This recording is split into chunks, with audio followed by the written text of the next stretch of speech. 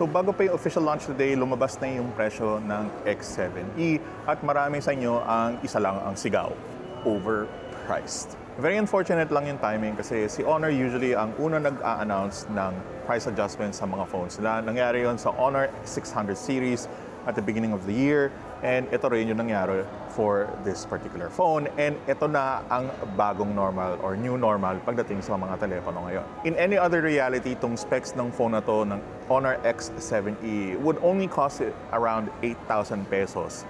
Pero unfortunately, 2026 is just a horrible year for smartphones at yun yung presyo niya. And hindi pa tapos ang pagtaas ng presyo.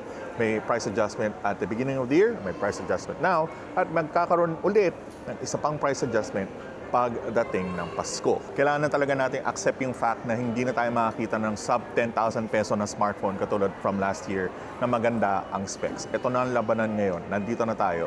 Ang budget smartphones ngayon, ang price ceiling mo is no longer 10,000, 15,000 pesos na. It's going to be 20,000 pesos ang price ceiling ng budget phone na dati 10,000 pesos lang. And it really doesn't matter kung anong phone brand na fanboy ka, lahat yan tataas ang presyo. I think my biggest advice to a lot of people right now who are looking for phones is huwag ka nang maghintay.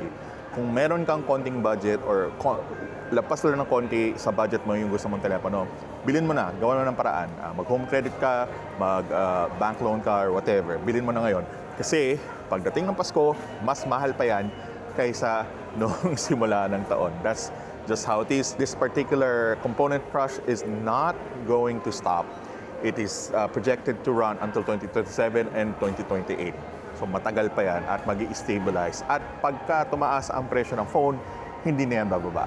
So, bilhin mo na yung phone na gusto mo. What is money? Paper only. Kaya mo rin naman ulit kitain yan. Bilhin mo na, huwag ka na maghintay. Follow for more.